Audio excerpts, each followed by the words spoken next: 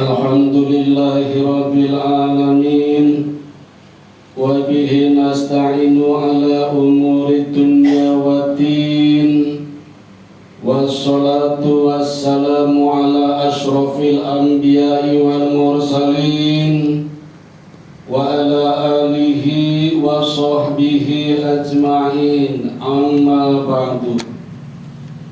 Asyhadu an la ilaha illallah wahdahu la syarika lah wa asyhadu anna Muhammadan abduhu wa rasuluhu la nabiyya ba'dah. Qala Allah ta'ala fi kitabihil karim, a'udzu billahi minasy syaithanir rajim.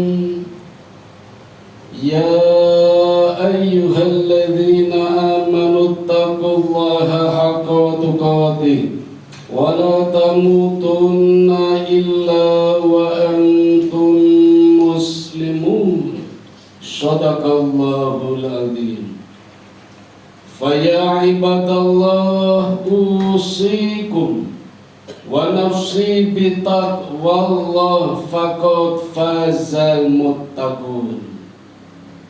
Ma'asyiral muslimin, jamaah sidang Jumat Masjid Al-Amal yang dirahmati Allah. Alhamdulillah, kita sekarang sudah berada di akhir pekan yang ketiga di bulan Dzulqa'dah. Bulan yang disebut pertama kali di dalam Ashhurul Hurum. Ashhurul Hurum adalah 4 bulan yang dimuliakan Allah selain bulan Ramadan dan bulan Syawal, dari 12 bulan yang Allah ciptakan, dan disebut pertama kali yaitu bulan Dzulqa'dah, Dzulhijjah, Muharram berurutan, dan satu lagi melompat jauh yaitu bulan Rajab. Di bulan Dzulqa'dah sedikitnya ada 5 peristiwa yang terjadi. 1. Penyerangan Bani Quraidah. 2. Pernikahan Nabi dengan Zainab binti Jahsy. Yang ketiga, perjanjian Hudaybiyah. Yang keempat, Haji Wada. Dan yang kelima, diangkatnya Nabi Musa menjadi Rasul untuk menerima kitab Taurat. Pada khutbah yang singkat ini, khotib ingin menyampaikan peristiwa yang keempat, yaitu terjadinya Haji Wada, haji yang terakhir, haji yang pertama sekaligus yang terakhir. Jadi seumur hidup Rasulullah melakukan haji hanya 1 kali, sedangkan umrohnya 4 kali, dan semuanya dilakukan di bulan Dzulqa'dah. Perhatian untuk penyelenggara biro umroh, sebaiknya harus tahu ini, agar tidak sia-sia umrohnya. Nabi melakukan umroh 4 kali setiap bulan Dzulqa'dah, tidak pernah di bulan yang lain. Termasuk yang keempat, Haji Wada ini juga dilakukan mulai tanggal 24 Dzulqa'dah melintas Dzulhijjah sampai akhir di hari Tasyrik. Jadi pada tanggal 24 Dzulqa'dah, di hari Jumat selepas sholat, Nabi berangkat mengajak para sahabat untuk menunaikan Haji Wada, yang artinya haji perpisahan. Jadi Haji Wada ini dapat diartikan sebagai haji perpisahan atau penghabisan. Karena rupanya haji inilah yang menjadi haji pertama sekaligus terakhir Nabi Muhammad SAW sebagai momentum perpisahan bersama para sahabat dan umatnya yang setia akan ajarannya. 3 bulan menjelang beliau wafat, beliau menunaikan Haji Wada. Adapun latar belakang peristiwanya adalah ketika Rasulullah SAW merasa mendapatkan firasat bahwa usianya mungkin tidak akan lama lagi. Beliau berkeinginan hendak ke Mekah lalu memberitahukan dan mengajak kepada segenap kaum muslimin supaya turut serta mengerjakan haji dan berziarah ke Baitullah. Beliau sangat berharap agar kaum muslimin yang datang dapat mengerjakan haji dengan benar, baik, sempurna, bersih dari perbuatan syirik dan bid'ah yang biasa dilakukan oleh nenek moyang mereka pada masa jahiliyah. Oleh karena itu, Nabi memerintahkan Abu Bakar dan Ali untuk mensterilkan kota Mekah, agar saat Nabi menunaikan haji ini tidak ada penduduk Mekah yang masih melakukan praktek haji, khususnya tawaf, dengan cara bertelanjang atau dengan cara-cara jahiliyah yang lain, sebagaimana dilakukan pendahulu mereka secara turun-menurun. Peristiwa ini terjadi di bulan Dzulqa'dah tahun ke-10 Hijriah. Nabi mengumumkan kepada seluruh umat Islam bahwa beliau sendiri yang akan memimpin ibadah haji. Maka orang berbondong-bondong ke Madinah dari segala penjuru. Pemandangan ini sudah Allah gambarkan di dalam Al-Quran, surat Al-Hajj, surat yang ke-22 ayat 27, yang menjelaskan tentang perintah Allah kepada Nabi Ibrahim untuk menunaikan ibadah haji. Selain itu, Allah juga mewajibkan ibadah haji bagi kaum muslimin melalui ayat ini juga. A'udzu billahi minasyaitonir rajim. Wa'adzin fin nasi bil hajj ya'tuka rijalan wa 'ala kulli dhamir ya'tina min kulli fajjin amiq.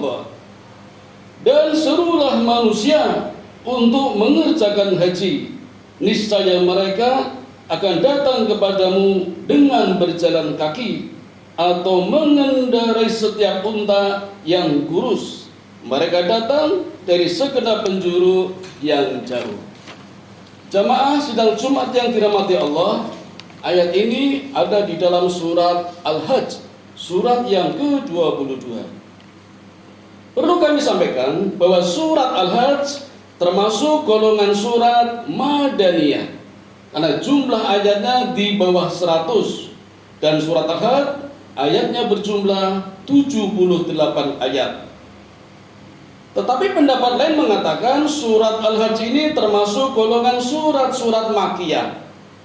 Sebab utama perbedaannya adalah karena sebagian ayat-ayat surat ini ada yang diturunkan di Mekah dan sebagian lagi diturunkan di Madinah. Surat ini dinamai Al-Hajj karena surat ini mengemukakan hal-hal yang berhubungan dengan ibadah haji seperti ihram, tawaf, sa'i, wukuf di Arafah, mencukur rambut, syiar-syiar Allah, faidah-faidah dan hikmah-hikmah disyariatkannya haji. Ditegaskan pula bahwa ibadah haji telah disyariatkan di masa Nabi Ibrahim alaihissalam, dan Ka'bah didirikan oleh beliau bersama putranya Ismail alaihissalatu wassalam. Menurut Al-Husnawi, surat Al-Hajj termasuk di antara surat-surat ajaib, sebab diturunkan baik di malam hari maupun di siang hari, baik dalam keadaan musafir maupun tidak. Ayat-ayat ini diturunkan. Dan ada ayat-ayat yang diturunkan di Mekah, ada pula yang di Madinah. Isinya ada yang berhubungan dengan peperangan, ada pula yang berhubungan dengan perdamaian, perjodohan, bahkan muamalah, termasuk jual beli atau penglaris. Ada juga ayat-ayat yang muhkam. Muhkam dari kata hukum. Isinya pokok-pokok dasar ajaran agama Islam yang tidak bisa dibantah dan tidak terbantahkan. Kita hanya dituntut taat, tidak perlu banyak berpikir, taat dan nurut. Ada pula ayat-ayat mutasyabihat dari kata subhat yang sering digunakan oleh orang-orang yang tidak suka dengan Islam untuk menyebarkan fitnah. Ayatnya memang belum begitu jelas, masih samar, jadi ini masih perlu dikaji. agar Allah memberikan hidayah kepada kita akan kebenaran ayat-ayat ini. Inilah yang menunjukkan dan mengelompokkan surat Al-Hajj termasuk dalam surat Ajaib. Para ahli tafsir berpendapat bahwa ayat ini ditujukan kepada Nabi Ibrahim setelah selesai membangun Ka'bah. Pendapat tersebut berdasarkan hadis yang diriwayatkan oleh Ibnu Abbas dari Jubair bin Abdillah, bahwasanya ia berkata, yang artinya tatkala Ibrahim selesai membangun Ka'bah, Allah memerintahkan kepadanya, serulah manusia untuk mengerjakan ibadah haji.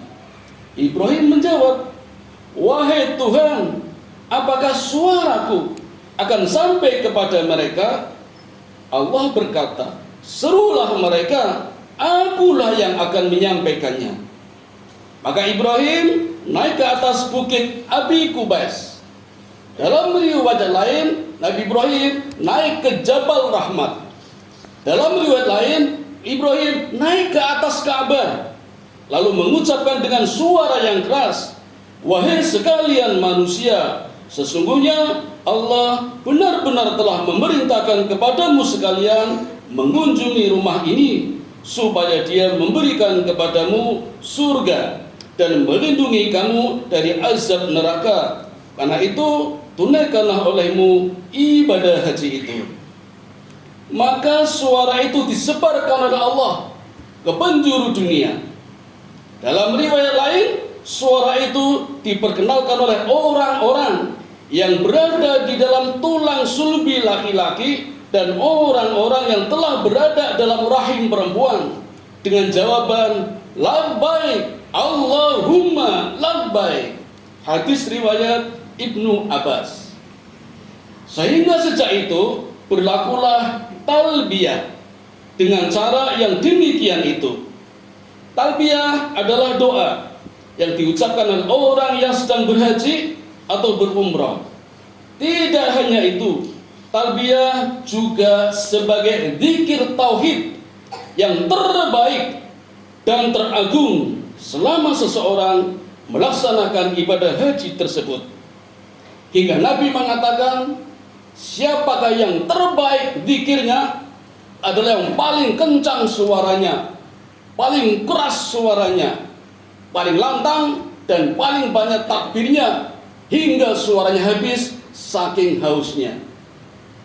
Bagi mereka yang sedang berada di tanah suci, bagi kita yang sedang di tanah air, maka imbangilah dengan takbiran yang keras, yang lantang, yang banyak,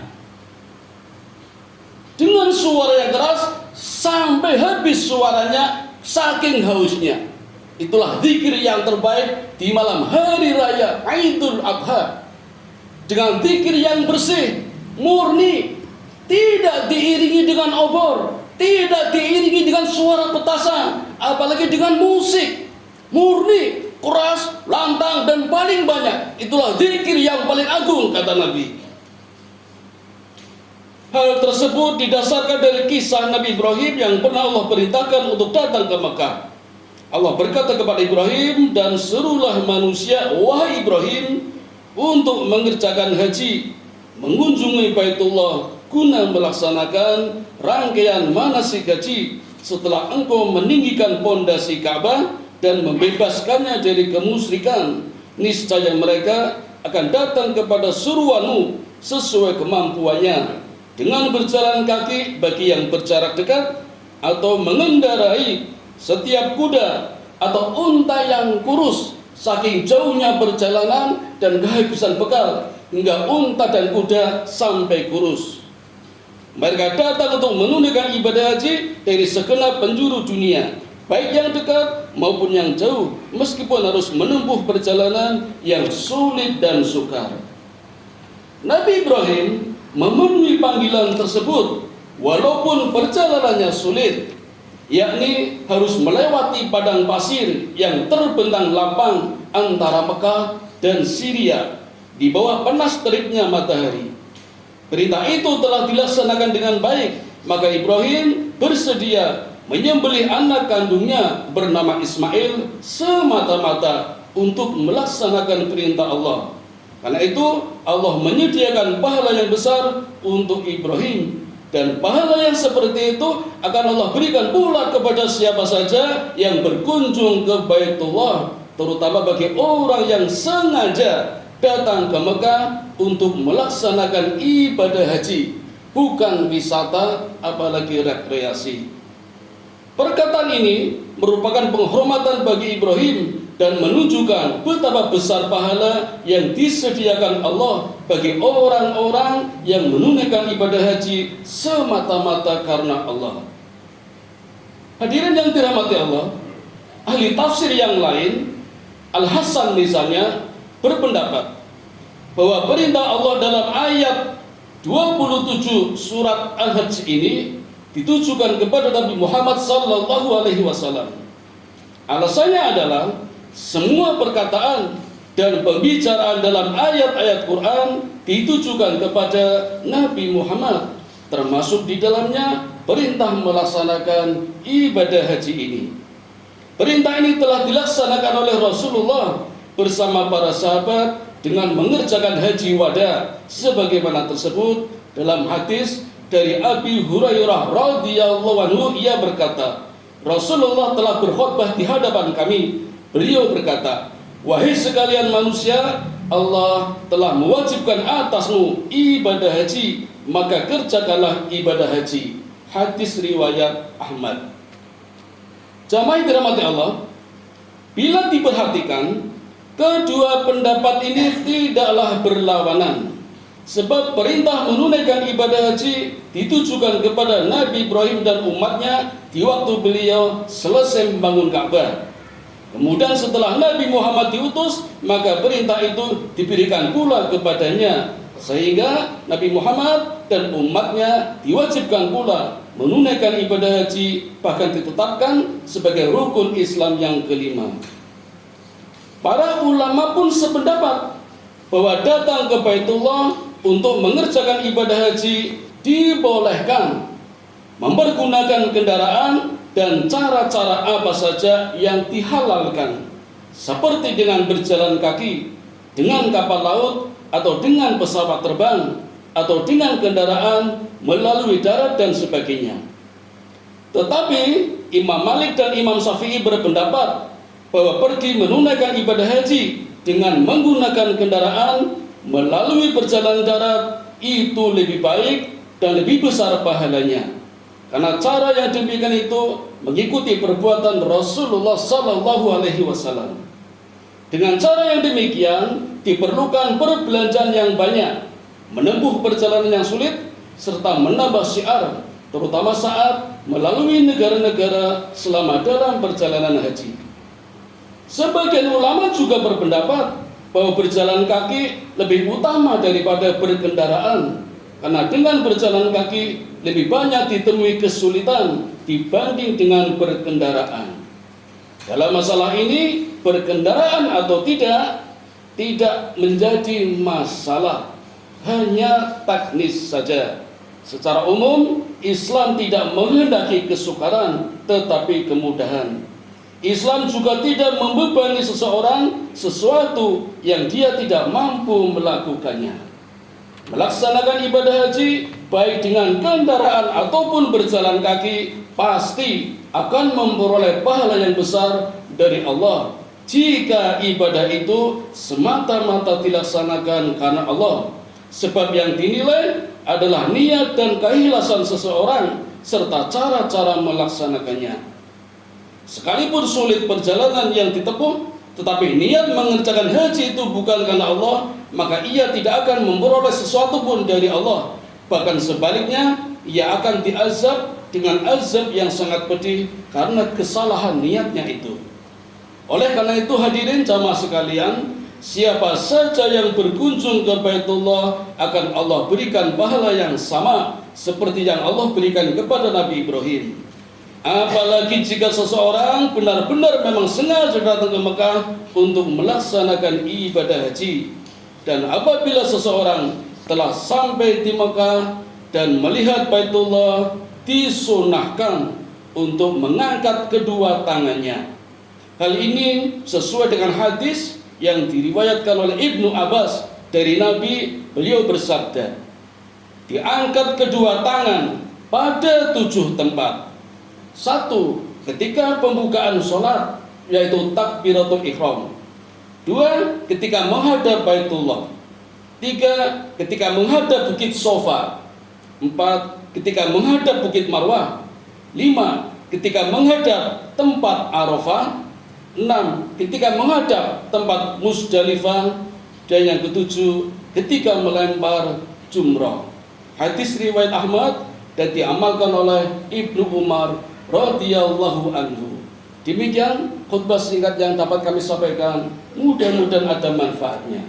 Wa qur rabbil fir warham wa anta khairur rahim.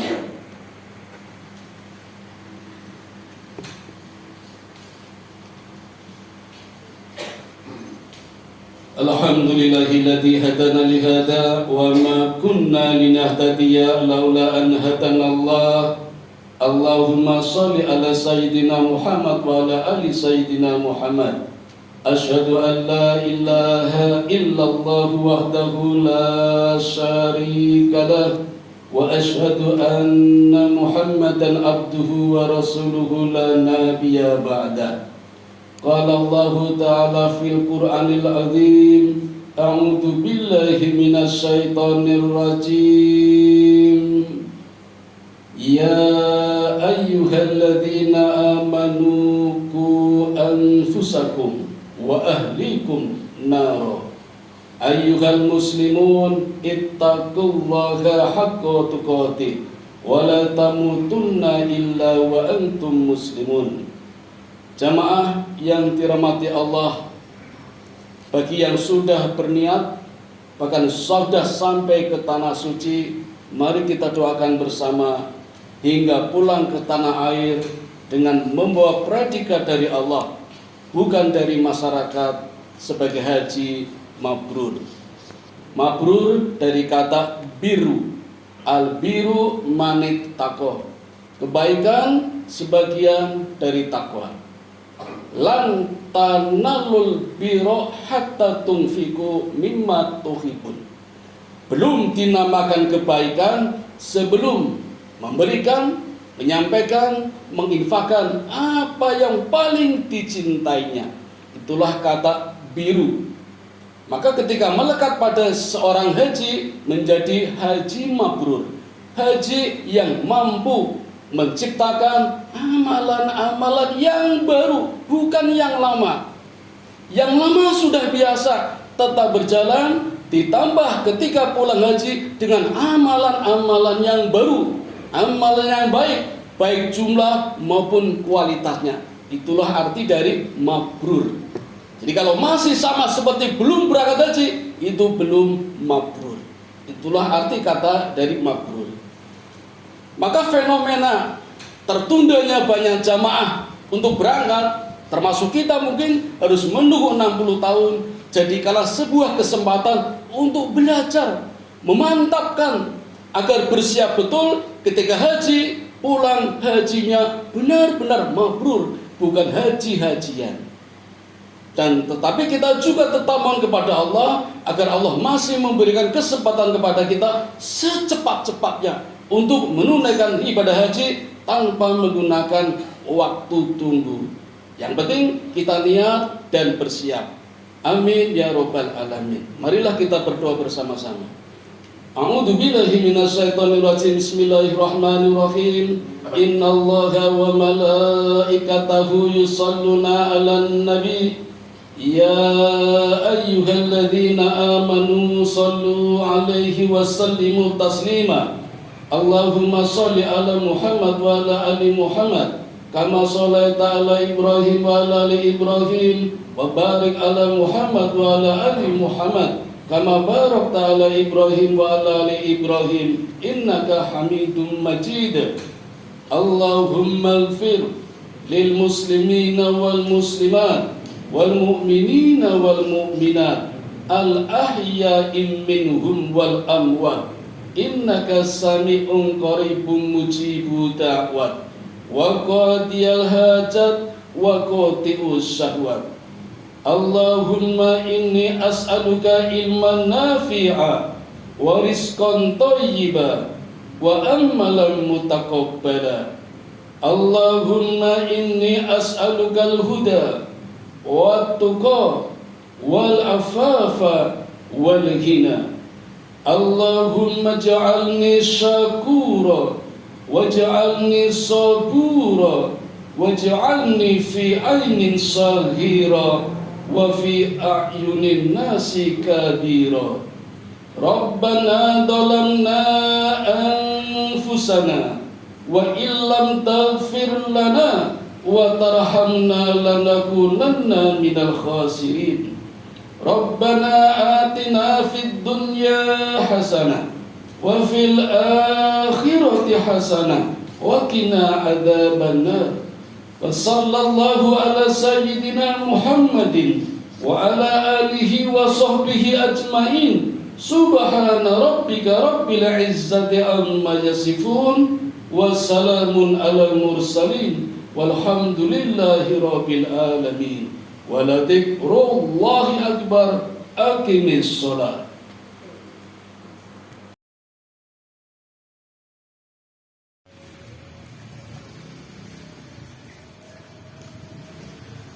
Allahu Akbar.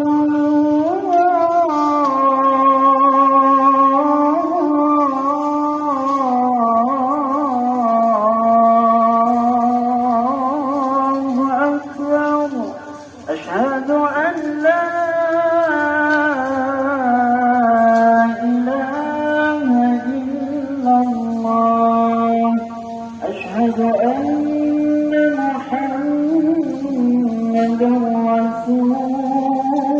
Rasulullah. Hayya 'alal salah, hayya 'alal falah. Qad qamatis salatu, qad qamatis salah. Allahu akbar, Allahu akbar. La ilaha illallah.